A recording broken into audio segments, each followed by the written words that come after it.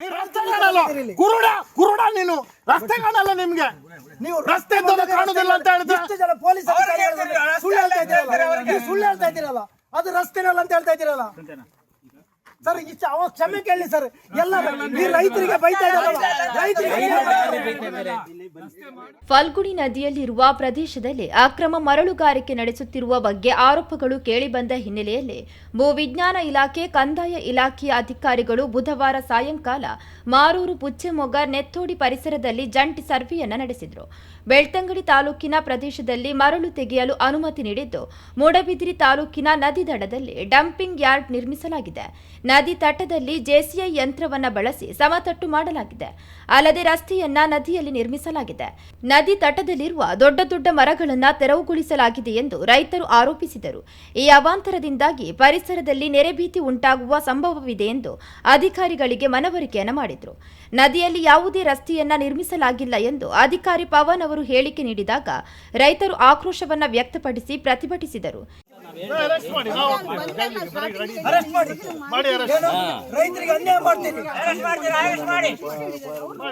ಈ ಸಂದರ್ಭದಲ್ಲಿ ಅಧಿಕಾರಿಯನ್ನ ತರಾಟೆಗೆ ತೆಗೆದುಕೊಂಡು ಮಾತನಾಡಿದ ರೈತ ಮುಖಂಡ ವಕೀಲರಾದ ಶಾಂತಿಪ್ರಸಾದ್ ಹೆಗ್ಡೆಯವರು, ಕಾನೂನು ಉಲ್ಲಂಘಿಸಿ ಮರಳುಗಾರಿಕೆ ಮಾಡುತ್ತಿರುವುದು ಸ್ಪಷ್ಟವಾಗಿ ಗೊತ್ತಾಗುತ್ತಿದೆ.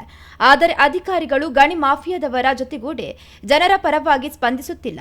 ರೈತರು ದಾಖಲೆಯನ್ನ ಕೇಳಿದರೆ ಸತಾಯಿಸುತ್ತಿದ್ದಾರೆ. ಮಹಾಜರಿನ ಮಾಹಿತಿ ಕೇಳಿದರೂ ಕೊಡುತ್ತಿಲ್ಲ. ಡಂಪಿಂಗ್ ಯಾರ್ಡ್ ನಿರ್ಮಿಸಲಾಗಿದ್ದು ಅದಕ್ಕೆ ಭೂ ಪರಿವರ್ತನೆ ಆಗಿದೆಯೇ ಎಂದು ಕೇಳಿದರೆ ಅದಕ್ಕೂ ಅಧಿಕಾರಿಗಳಿಂದ ಉತ್ತರವಿಲ್ಲ. ಮರಳುಗಾರಿಕೆಯಲ್ಲಿ ಸ್ಪಷ್ಟವಾಗಿ ಕಾನೂನು ಉಲ್ಲಂಘನೆಯಾಗುತ್ತಿದ್ದರೂ ಅಧಿಕಾರಿಗಳು ಸೂಕ್ತ ಕ್ರಮವನ್ನು ಕೈಗೊಳ್ಳದಿರುವುದು ಗಣಿ ಮಾಫಿಯಾದವರೊಂದಿಗೆ ಶಾಮೀಲಾಗಿದ್ದಾರೆ ಎಂಬುದು ಸಾಬೀತಾಗಿದೆ. ಅಧಿಕಾರಿಗಳ ನಡೆಯ ವಿರುದ್ಧ ಶೀಘ್ರದಲ್ಲೇ ಜಿಲ್ಲಾ ಮಟ್ಟದಲ್ಲಿ ರೈತರನ್ನ ಸೇರಿಸಿಕೊಂಡು ಪ್ರತಿಭಟನೆಯನ್ನ ನಡೆಸುತ್ತೇವೆ ಎಂದು ಎಚ್ಚರಿಸಿದರು.